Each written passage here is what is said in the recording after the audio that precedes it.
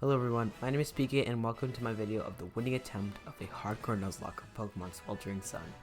A hack that almost completely changes Ultra Sun to be something extremely unique.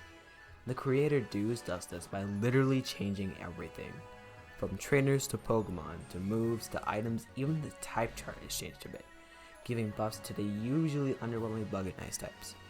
The game is also really hard. Despite this, I was able to overcome the obstacles and become the champion. If you want to play the hack for yourself, the link for the Discord server will be in the description. I will mention that I will be referring to this game as Swelt for the video, since it's just much easier to say. Without further ado, let's get into it. The game starts as normal, with you choosing your starter Pokemon from the Alolan ones. I choose Litten here. In Swelt, Incineroar gets Intimidate and Moxie, two amazing abilities. One of the things that the creator does is allow you to change your abilities anytime with infinite usability capsules, so you can switch between both depending on the situation. I actually never use Moxie since my Incineroar doesn't really have the IVs for that. Encounters also work a little bit differently in Swelt. Instead of Swelt having the usual one Pokemon per area rule, Dew has made it so that different grass patches have different Pokemon, to put it simply. He explains it more in depth here, so pause if you want to read it. Anyway, once I get Pokeballs, I can grab myself Scatterbug, Starly, Baneri, Rockruff, Skitty, and Weasel before heading towards the trainer school. In there, I can also catch an Igglybuff. After beating all of the trainers around the school, we can fight Teacher Emily.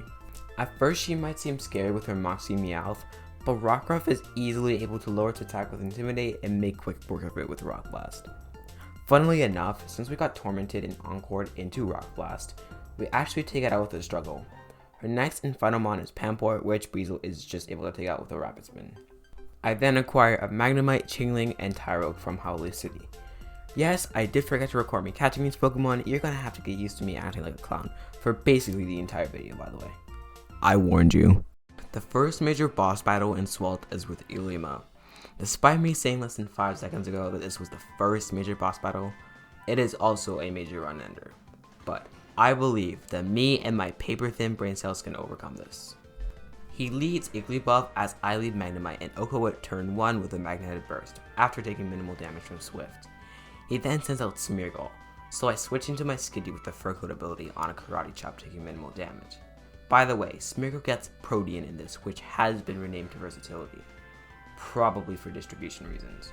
He then hits me with a semi-weak Bubble Shot as I heal back some HP with Draining Kiss. This goes on for a few turns until I can get it low enough where I can take it out with a priority Swift. His next Pokemon is Yungoos with the ability Stakeout, which doubles the damage of the attack if the target switches out, the target being me in this case. I intend to begin the damage by using Growl with Skitty, but unfortunately, Yungoos gets a really lucky flinch, putting me in a tight spot. I let Skitty die here as I go to Rockruff and take it out with 2 Accelerocks. His next Pokemon is Moxie Quick Attack Glameow. I do some damage with Rock Blast as he sets up a workup, but thankfully after taking a Thief we could take it out the next turn with a Headbutt. I then go Magnemite on Lima Swablu and hit it with a surprisingly weak Thunder Shock, but even more surprisingly we get a really nice para on Swablu. I could then go Igglybuff on a Dark type Dismal Cry and start chipping it away with Double Slaps. I Encore it into Dismal Cry, I sadly sack Rockruff, and then bring in Baneri safely. I get extremely lucky here by getting a fake out crit and another crit on the first Double Slap, taking it out. His last Pokemon is Minccino, where I just take it out with Baneri. When you mean to fight. Make my way towards Route 2 where I can catch myself a Fennekin, Ekans, Electrode, Gastly, and Swablu. I then make my way towards Big Wave Beach where I fight some relatively easy Team Skull runs. I then catch Venipede, Squirtle, and Seedot, who will be a very useful member as you'll see later. I also catch Mankey and Pineco from the berry tree, giving me a really stacked box even before the first trial. I assemble my squad and make my way towards Verdant Cavern, where the first trial awaits. Totem Gumshoos is a really big threat. He has a +1 defense aura, making it easily able to tank the physical fighting type moves that others may use on it. He also has max HP and Spadaffi Bees to take special moves just as well. But what's the most scary thing about this fight is its strong adaptability quick attacks along with crunch and brick break coverage. Not to mention its partner Venonat with annoying support moves like Stun Spore and Struggle Block. All of this makes Gumshoos a real run ender. Let's see how I did. I led with Spew for turn 1 to instantly cripple Gumshoes with Stun Spore. He tries to knock off my item, but my shield disability comes in clutch. He then calls his ally Venonat, so I try to debuff both of them by using Struggle Bug. Unfortunately, Gumshoes protects on the turn I try to use it, so Venonat is able to get a free attack off, proccing my Citrus Berry. I do the same thing again, but this time Gumshoes lands a really strong quick attack, taking me to just 9 HP. Luckily, Venonat just uses Poison Powder instead of attacking. I'm forced to switch, so I go to Magnemite and take both attacks fairly well. I do some damage with Swift, but Gumshoes' Brick Break takes me really low to below half, even after my berry. I decide to protect to scout and decide to swap into Igglybuff on Struggle Bug and Brick Break. Struggle Bug no longer resisting Fairy in combination with Adaptability Quick Attack whittles me down to low HP after I hit a pathetic Rainicus. I do another Protect the Scout and swap into Pineco on Quick Attack and Struggle Bug. I take my chance to debuff them with my own Struggle Bug as Venonat poisons me. I do this again, but the combined attacks plus poison damage takes me to just 10 HP. I decide to sacrifice Igglybuff to get a free switch to Grassy Guard Seedot, which proceeds to carry the rest of its fight on its back alone, with Leech Seed, Grassy Terrain to boost its defense and protect. This victory gives me the first secret of the run, the Normalium Z. Not too many interesting events happen on the route up north, but I managed to get Cutiefly, a Bagon which will be really strong in Salt's mid game, and a Petalil. The next major fight is with Dulse, who goes bonkers on my team, taking out Venipede, Weasel, and Magnemite. I am probably the most sad about Magnemite's stats since Levitate Manazone is dope as hell and I really want to use him. Galvanize is cool too. Something I do while team building for the next major fight is to delay Seedot evolution for after Hollow, since I have a strong feeling that Grassy Guard will come in handy. Speaking of the next major fight, up next is the second How battle of the game. I catch a few mons from Seaward Cave and make my way towards the fight. I decide to leave Petalil on Howl's lead Pikachu and attempt to debuff its stats with Disarming Voice, and then attempt to set up a Leech Seed. But I get Parahaxed, and he Encores me into Disarming Voice. We trade blows for a few turns until I decide to switch into Torracat on Disarming Voice, and I think I want to take it out. His next mon is Noibat, so I decide to go Cubchoo under Resistant Ice Shard. Remember that the type chart is changed in Swelt, and Fly now resists Ice, so I just take it out with an Ice Shard. Meditite is out next, so I swap into Ghastly on a Karate Chop, and I pivot into Torracat, which softens his blow with Intimidate. Despite me saying that the blow is softened, it still hurts like a truck. I fake out for damage and Scary Face to debuff it even more. I risk a crit here and we dodge it and also land a really lucky Flame Wheel, as Meditite just goes for workup, so I just take it out. His next Pokemon is Aipom, so I do another pivot with Ghastly on Fake Out into Mankey on Thief. I attempt to do an Endear, Lychee Berry, Mach Punch strat as it regularly doesn't kill, but he just Encores me into Fake Out. I just try to do the same thing again, but he Thiefs into my switch, taking out my Ghastly. I was really confused, but I think it just has something to do with the clunky Thief AI. Anyways, unfortunate death aside, I can just take out Aipom with Mankey, take out Pampor or Chinchou, and just take out his last mon Dartrix with 2 Cubchoo Ice Shards as he just works up twice. I catch a few more mons, but manage to encounter Giga Chad himself, Lickitung. You'll see why I am referring to him as Giga Chad much later into the video. Now we have the battle with the first kahuna of the game, Hollow, who specializes in fighting type Pokemon. His team is full of potent threats, which are the players' test to see if they can make it past the first part of the early game. Anyway then, enough chatter, let's see how I did. The battle starts with me leading Cutiefly on his lead Scraggy. I use Disarming Voice turn 1 to get a below half as a parting shot out to his girder with a Technician Bullet Punch. I make the easy switch into Torracat and I swap to the secret weapon of this fight, Grassy Guard Seedot. I tank both Smackdown and Bullet Punch and set up Grassy Terrain to boost my defense. Because of Leech Seed, Grassy Terrain, and Protect, I'm able to slowly drain Girder's HP. Even his next mon, Makuhita, gets a good chunk of his HP taken out by Seedot. Not wanting to get crit, I go into Lickitung on an Ice Punch and do some good damage with Seedot's Leech Seed and Wrap. Meditite is next out. As you can probably tell by my endless stalling, I had 0 switch-ins for Meditite's confusion. In the end, I decided to go for the safest option by sacrificing Seedot to the Meditite, to get a safe switch into Cutiefly and taking it out with 2 disarming poisons. Rest well, friend, you will be avenged. His next mon is Crabrawler, so I decided to swap him to Pinecoat and Baneful Buckler on his attack, poisoning him. Here I really underestimated Crabrawler's power, as Aquadir does a ton of damage as it just set up a spike. Luckily, its second one leaves me at just 2 HP as I use Z Harden to heal myself up to full. So I'm stalling later and Crabrawler's taken out. A change I forgot about comes into play here as I Baneful Buckler to attempt to poison Hala's Mienfoo, but its Fake Out actually bypasses protected moves. So yeah, I feel really stupid for that. I'm on low HP, so I make the switch into Toragap for the instant, but he just power punches to ignore that. I can live another hit, so I take my chance to Fake Out and Scary Face to lower its speed. I then make the switch into Tyrogue, eating the hit and taking it out with a low sweep.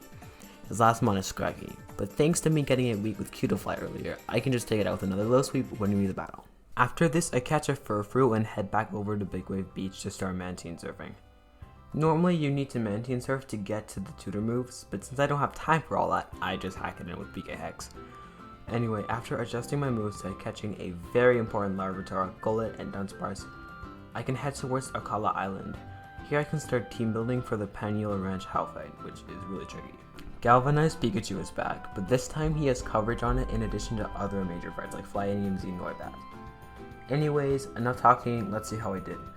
I led with Lightning Rod Chinchou against his lead Pikachu, and funnily enough, he headbutts my Chinchou activating Lightning Rod. Because of this, I'm able to brine into Bubble Shot to take it out. Up next is his Noibat with Giga Drain, so I pivot Big On into Dunsparce and Fairy Blow twice while taking Giga Drain to take it out. His next mon is Panpour, so I go Chinchou on Liquidation and Parabolic Charge, taking it out in just one hit. His next mon is Dartrix. I go Big Brain mode here and go Lopunny to tank Fake Out, and pivot Bayon into Cubchoo on a resisted air cut to kill with Ice Shard. His second to last mon is Metatite, so I go to Gullet on the Drain Punch, tank Ice Punch to take a below half with my Comet Punch and kill with Shadow Sneak. That's a lot of punches. I bring in Aipom next, which is the last mon on this team. I go full HP Chinchou on a Covet, tank another to do damage and bring in Gullet. I do this thinking he's gonna knock off, but for some reason he doesn't, so Dunsparce takes a bit of damage from Covet. I'm risking a crit here, but we dodge it, so I'm able to take Aipom out in 2 priority Fairy Blows, winning me the fight. I catch a few more mons, get the ride Stoutland, and make my way towards the daycare where I can get an egg for a Fione, someone who will be very handy a little later. From here on, I will also not be documenting every single encounter, as there are a lot. Going straight towards the next major fight, this time it's with the edgelord himself, Flareon. He has a lot of major threats. I was probably the most scared about his Flyinium Z Golbat, due to it just being a really strong move this early. Anyway, he leads with his type Null, and thanks to its steel typing, we're able to take it out turn 1 with all-out pummeling from Lopunny. I'm not too sure if this mattered, but I just wanted to be safe. His next mon out is Riolu, so I'm able to go to Gullet on the Drain Punch, and do some damage with Comet Punch, luckily getting 3 hits, taking it out. His next mon is the aforementioned Flyinium Z Golbat, so I pivot Roselia on a Giga Drain into Intimidate Electrike on a Fly, which by the way is not really what I was expecting here, since Supersonic Sky Strike is just stronger in every way. But thanks to this, I'm able to paralyze and debuff it on its attacking turn with Nuzzle. I then use Zing Zap twice to take it out after I get poisoned by Poison Fang. Zorua is out next, so I go Arbok on a weak Hoodwink and take it out with just 1 Poison Fang, surprisingly. I can go Larvitar on Rockruff Smackdown. It misses, and I attempt to Bulldoze, but he gets a really lucky Hoodwink flinch. I can't tell you why here, but I go Lopunny on another Hoodwink. I get lucky and don't get punished by crit though. I can then take Rockruff out with Brick Break. His next mon out is Porygon, so I go Arbok on an Expected Confusion, but for some reason, it just goes for Icy Wind here. I attempt to just molt off the damage in pursuit here, but he goes for a weird play by recharging, and then using Parabolic Charge, leaving me at just 1 HP. I'm forced to switch, so I just go Gullet on the same move and take it out with a priority sneak, winning me the battle. After this fight, I get a very good TM in Parting Shot. Keep in mind that pretty much every single Pokemon gets this move. I then start team building for the next major battle in Trial Guide Bronson, who gives a TM for Dazzling Gleam. As you can probably guess, he has a team full of mons with the move. Keep in mind, at the time of me recording this, I'm playing on Svelte version 1.0, which has a big bug where Ancient Power has a 100% chance of army boosting. This means while running this game in that version, I banned the move. This is important because Bronson's Dunsparce has AP, but luckily we didn't bait it out, so the fight was overall uneventful. You know how I said that Fiona would come in handy later? Well, just see for yourself. This is the reason why Dews went out of his way to change the partner Pokemon of Totem Araquanid to a physical Lombre with Seed Bomb. Before, even with Chinchou carrying super effective Electric Stab, he got completely stalled out by Hydration Res Fiona. Unlike the first Dulce fight, the next one at Paniola Ranch felt at least 5 times easier, probably due to me having way more mods to use. I really don't need to say anything more, it was just really easy. Speaking of easy, the next major fight is in Royal Avenue, which I just beat in 2 seconds with Lopunny. Great game design, dudes. I don't really do anything interesting for the next while, so I am just gonna skip ahead north to Volcano Park. While there, I catch myself with Heatmore, which has been changed to the Dope Fire Steel type. Anyways, after doing some easy quizzes, we can fight the next totem Pokemon, being Alolan Marowak at the peak of Volcano. What's tough about this fight is that Totem Marowak actually has 2 immunities coming from its Lightning Rod ability, and its ally Slugma's Sweltering Sun, which produces Intense Sun that completely nullifies Water-type moves. If you manage to KO Slugma though, you'll still have to get through Marowak's Patio Berry. The battle starts where I lead Torracat on his Totem Marowak and attempt a parting shot. He just protects though, and calls his ally Slugma on the next turn. The next turn, he lands a really lucky crit, taking me to below half. And once again, using my smooth brain, I P-shot into Arbok on a really obvious Scorching Sands, which gets followed up by a crit Fire Pledge, which kills Arbok. Amazing.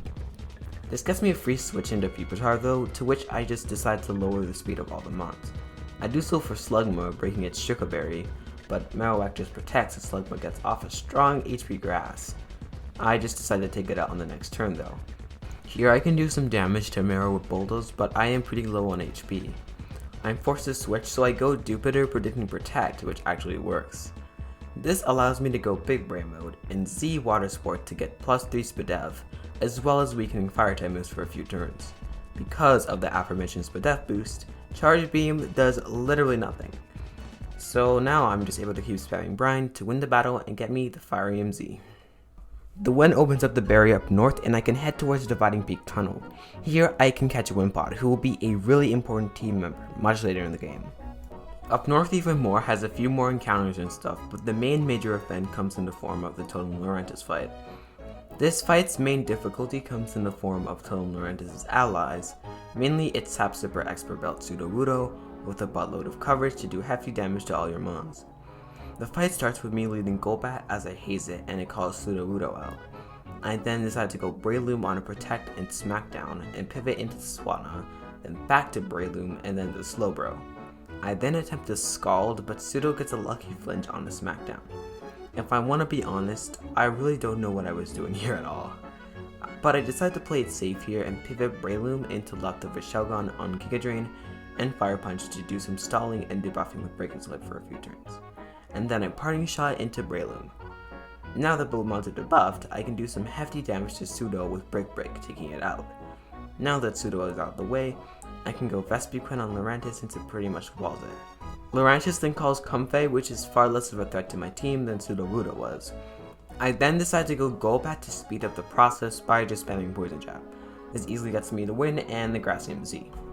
Going through Diglett's Cave allows me to get the first Eviolite of the game in Coney City.